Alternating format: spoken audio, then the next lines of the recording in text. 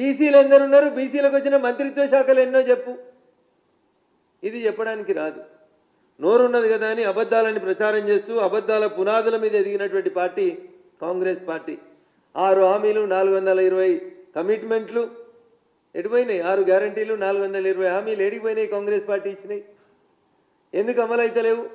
మొన్ననే మనం మాట్లాడుకున్నాం. మొదటి పేజీ ప్రజాభవన్లో ప్రజా దర్బార్ పెట్టడం చేత కాలేదు మీకు, కానీ ఇంకా ఇవన్నీ ఎందుకన్నా ఉత్తగా మమ్మల్ని ఊకే బీజేపీ బీఆర్ఎస్ ఒకటని చెప్పి నోటికి వచ్చినట్టు మాట్లాడుతూ ఉన్నారు. ఒకసారి ఆలోచించాలి తెలంగాణ సమాజం. టీఆర్ఎస్ అధికారంలో ఉన్నప్పుడు ఇటు గెలిచిన కాంగ్రెస్ ఎమ్మెల్యేలంతా ఇటు దాటిండ్రు. ఉత్తుత్తగా దాటితే బాగలేదని హోల్సేల్గా పార్టీనే శాసన మండలిలో ఉన్నటువంటి ఎమ్మెల్సీలు టోటల్ 2/3 వచ్చి గంపగుత్తగా టీఆర్ఎస్లో విలీనమవుతారు. శాసనసభ్యులు టీఆర్ఎస్లోకి వచ్చి టీఆర్ఎస్ ఎల్పీలో కాంగ్రెస్ ఎల్పీ విలీనమవుతుంది. ఇది 2014 నుంచి 2023 మధ్యలో జరిగింది. 2024 జనవరి నుంచి ఇక ఇటుకెళ్ళి టీఆర్ఎస్కి గెలిచిన వాళ్ళు వచ్చి కాంగ్రెస్లో కలుస్తుంది. కాబట్టి మీరు ఎన్ని చెప్పినా రేవంత్ రెడ్డి గారు, మీది టీఆర్ఎస్ది వీణా వాణీల బంధం తప్ప ఇంకొకటి కాదు. ఒక నాణానికి బొమ్మ ఒకరైతే బొరుసు ఇంకొకటి తప్ప ఇంకొకటి కాదు. ఉత్తగా తన పని తను చేసుకుపోయేటువంటి కిషన్ రెడ్డి గారికి నీ లెక్క నోరు లేదని, నీ లెక్క బూతులు మాట్లాడరావని, మంచికి మారుపేరుగా నిలబడతాడని, ఆయన మీద రోజంతా బురద తల్లిపోతుండడం అనేది ముఖ్యమంత్రి స్థాయిలో ఉన్నటువంటి మీకు తగదని రేవంత్ రెడ్డి గారికి ఈ సందర్భంగా చాలా స్పష్టంగా తెలియజేస్తూ, బట్టగాల్చి మీదేసి ఇంటికి పోయి కడుక్కోర్రి ఉత్తుకోర్రి అనేటువంటి కార్యక్రమం మంచిది కాదు. మీరు ఒక 2 మంత్రిత్వ శాఖలు మమ్మల్ని తిట్టేందుకు పెట్టుండ్రి. అప్పుడు మేము కూడా 2 స్పోక్స్ పర్సన్స్ని కేవలం మిమ్మల్ని కౌంటర్ ఇచ్చేందుకే తయారు చేసుకుంటామని చెప్పి ఈ సందర్భంగా తెలియజేస్తూ, ఇప్పుడు ఏమంటున్నారు ముఖ్యమంత్రి గారు, ఎన్నికల ఫలితాలు వచ్చినాక జూబ్లీహిల్స్ అభివృద్ధి కోసం 4000 ఇందిరమ్మ ఇల్లు ఇస్తాడట.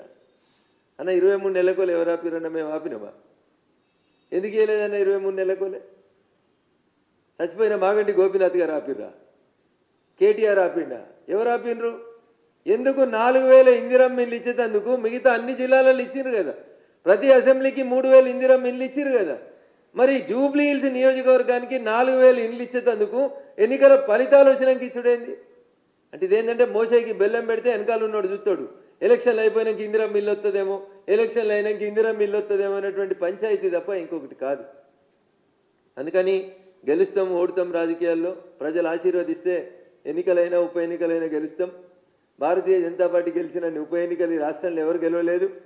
టీఆర్ఎస్ అధికారంలోకి వచ్చినాక ఖమ్మం జిల్లా దగ్గర నుంచి మొదలుకుంటే, నల్లగొండ జిల్లా నుంచి మొదలుకుంటే, మా మెదక్ జిల్లా నారాయణఖేడ్ దాకా ఏడ ఉప ఎన్నిక జరిగినా మీ కాంగ్రెస్ సిట్టింగ్ స్థానాలను అన్నింటినీ కోల్పోయింది. కానీ భారతీయ జనతా పార్టీ ఎన్ఎం శ్రీనివాస్ గారి దగ్గర నుంచి మొదలుకుంటే, ఎండల లక్ష్మీనారాయణ గారి దగ్గరికి, రఘునందన్ రావు దాకా, ఈటల రాజేందర్ దాకా ఏడ పోటీ చేసినా ఉప ఎన్నికలలో గెలిచినటువంటి చరిత్ర భారతీయ జనతా పార్టీ.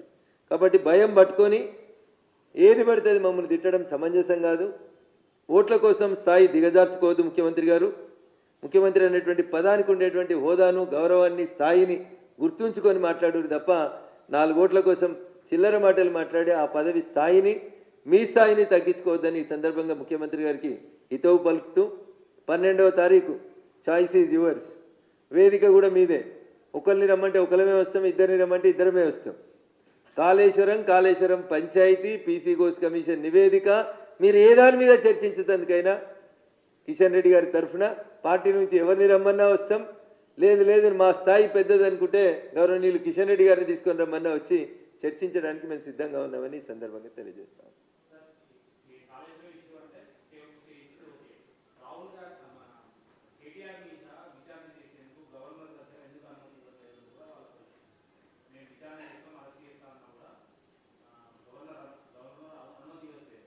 ఈ దేశంలో భారత రాజ్యాంగం అమల్లోకి వచ్చినట్టు నుంచి ఏళ్ళదాకా అజయన్న చాలా మంది ఎమ్మెల్యేలు, చాలా మంది ఎంపీలు, చాలా మందిని అర్ధరాత్రి అపరాత్రి అని తేడా లేకుండా అధికారంలో ఉన్నటువంటి పార్టీలు అరెస్ట్ చేసినాయి, రిమాండ్ చేసినాయి.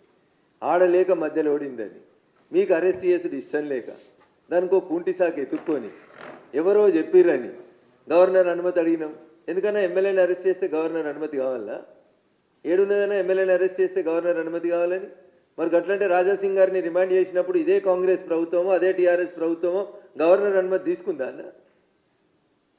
ఈ రాష్ట్రంలో ఈ దేశంలో ఏ ఎమ్మెల్యే అరెస్ట్ కాలేదన్న? వాళ్ళందరి అనుమతులకి గవర్నర్లు అనుమతులు ఇచ్చిర్రా అన్న? వాళ్ళందరి అరెస్ట్లకి మేము ఏదైనా కార్యక్రమానికి పోతుంటాం, అర్ధరాత్రి అపరాధాన్ని మమ్మల్ని ఎత్తుకపోతలేరా అన్న? పోలీసులు అరెస్ట్ చేస్తలేరా? చట్టంలో ఎక్కడైనా ఒక లొసుగు కనబడితే ఆ లొసుగును అడ్డం పెట్టుకొని కేసీఆర్ని కేటీఆర్ని అరెస్ట్ చేయకుండా ఆపుతుందే నువ్వు వచ్చి ఎందుకు అనుమతి ఇస్తలేరు? అనుమతి ఎందుకన్నా? అనుమతి పంచాయతీ ఎందుకు వచ్చింది? నీ దగ్గర ఆధారాలు ఉన్నాయి కదా, నువ్వు రిమాండ్ చేయి, కోర్టు తేలుస్తుంది. ఈ దేశంలో ఎవ్వరు ఎమ్మెల్యే అరెస్ట్ కాలేదా? మీకు తెలిసి మీడియా మిత్రులే కదా మీరంతా. ఈ దేశంలో ఏ ఎమ్మెల్యే అరెస్ట్ కాలేదా? ఏ ఎంపీ అరెస్ట్ కాలేదా? రేవంత్ రెడ్డి గారిని అరెస్ట్ చేసిన రోజు పోనీ గవర్నర్ అనుమతి తీసుకుంటే ఆ రోజు కేసీఆర్. ఇలా కేటీఆర్ని అరెస్ట్ చేయమంటే గవర్నర్ అనుమతి ఇస్తలేడు, బీజేపీ వాళ్ళు అంతే పడుతున్నారు. మధ్యలో మాకేం పంచాయతీ అన్నా? నీకు చేత కాకపోతే మా 8 మంది ఎమ్మెల్యేలు ఉన్న మమ్మల్ని పాలించమని మా కేబినెట్ ముఖ్యమంత్రి పదవి ఇచ్చాయి, ప్రశాంతంగా మేము ఎవరెవరిని అరెస్ట్ చేయాలో మేము చేస్తాం.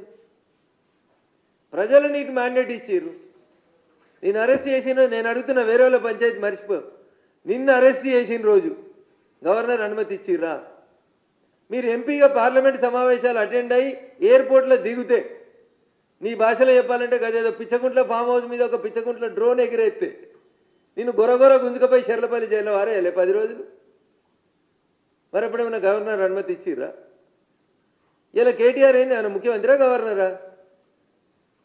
నువ్వు కొడంగల్ ఎమ్మెల్యే ఎట్లనో ఆయన సిరిసిల్ల ఎమ్మెల్యేకి అంతే కదా. ఒక ఎమ్మెల్యేని అరెస్ట్ చేసినందుకు గింత భయం ఎందుకన్నా రాష్ట్ర ప్రభుత్వానికి? నేను ఎప్పుడో 1952 అరెస్టుల గురించి చెప్తలేనన్నా. 2015లో తెలంగాణ వచ్చినాక నిన్నే గుంజుకపోయారు కదా 2 సార్లు గొర్ర. ఆ రోజు గవర్నర్ అనుమతి తీసుకున్నారా అని ఎవరన్నా అడిగినరా?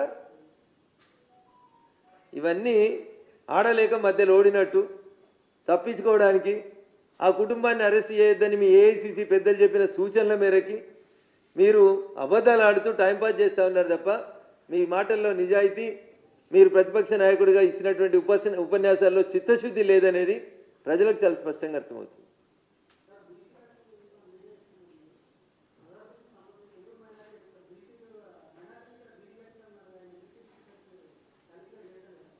భారత రాజ్యాంగం డాక్టర్ బిఆర్ అంబేద్కర్ గారు రాసినటువంటి రాజ్యాంగం ఈ దేశం లోపల మతపరమైనటువంటి రిజర్వేషన్లకి అవకాశం లేదని చాలా స్పష్టంగా కాన్స్టిట్యూంట్ లెజిస్లేటివ్ అసెంబ్లీ సందర్భంగా భారత రాజ్యాంగాన్ని ఆమోదించేటప్పుడు పార్లమెంట్లో జరిగిన చర్చల్లో నాటి రాజ్యాంగ నిర్మాత, మనమందరం రాజ్యాంగ నిర్మాతగా గౌరవించేటువంటి పెద్దలు గౌరవనీయులు డాక్టర్ బిఆర్ అంబేద్కర్ గారు షెడ్యూల్ కాస్ట్, షెడ్యూల్ ట్రైబ్లకి మాత్రమే రిజర్వేషన్స్ ఇవ్వమన్నారు కానీ మతపరమైనటువంటి రిజర్వేషన్స్ భారత రాజ్యాంగంలో ఎక్కడ కూడా రాయబడలేవు, ఇవ్వమని చెప్పబడలేవు.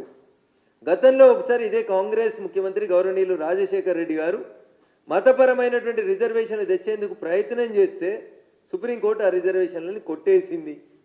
గత అనుభవాలు ఉన్నాయి, రాజ్యాంగం ఇవ్వద్దని చెప్పింది. అయిన తర్వాత కూడా అజారుద్దీన్ను బీసీ కోటా కింద మంత్రి చేస్తే చెప్పమన్నారు ముఖ్యమంత్రి గారిని. నేను మైనార్టీ కోటా కింద అజారుద్దీన్ చేయలేదు, బీసీ కోటా కిందనే అజారుద్దీన్ మంత్రిని చేసినా అని చెప్పమనుండ్రి. అప్పుడు బీసీలు ఏం చేయాలనో అప్పుడు బీసీలు నిర్ణయించుకుంటారు. బీసీ సమాజం ఆలోచిస్తుంది ఆ రోజు. మిగతా 2 కూడా బీసీలకు ఇవ్వాలి కదా. మరి అట్లాంటప్పుడు మిగతా 2 కూడా బీసీలకి అజారుద్దీన్కి అంత ఆగమాగమ ఇచ్చినావు కదా. మరి తెలుగులలో బీసీలు లేరా? హిందువులలో బీసీలు ఎవరు లేరా? ఒక హిందూ బీసీకి ఇంకా మాట్లాడాలంటే దేశానికి క్యాప్టెన్సీ ఇస్తే పక్క దేశం పాకిస్తాన్ తోటి మ్యాచ్ ఫిక్సింగ్ చేసుకొని ఆరోపణలు ఎదుర్కొన్నటువంటి ఒక వ్యక్తిని హెచ్సిఏ అధ్యక్షునిగా హైదరాబాద్ క్రికెట్ అసోసియేషన్ ఉప్పల్ స్టేడియంలో క్రికెట్ మ్యాచ్ అయితే టికెట్లు అమ్ముకున్నోని తీసుకొచ్చి ఈయన వరల్డ్ కప్ తెచ్చిండని ముఖ్యమంత్రి చెప్తే నేను ఏం మాట్లాడాలండి ఆయన గురించి? ఇక మీరు వచ్చి అజారుద్దీన్ కూడా బీసీ కోటాలంటే మరి మా బసవ లక్ష్మీనరసయ్య గారు మాట్లాడాలి. తెలంగాణ నుండి బీసీలు అందరూ ఆలోచించాలి. ఇవాళ అజారుద్దీన్ బీసీ అయితే మరి అసలు బీసీలు ఆడుకోవాలి. మరి మిగతా 2 కూడా ఇచ్చేయను ఉంటుంది. క్యాబినెట్ ఇంకా 2 ఖాళీ ఉన్నాయి కదన్న. బీసీలకు 10 ఇవ్వాలి కదా లెక్క ప్రకారం. అజారుద్దీన్ బీసీ కింద లెక్క పెడితే కూడా 4 అయినాయి కదన్న, ఇంకా 6 నింపూరి. ఇవి ఎందుకు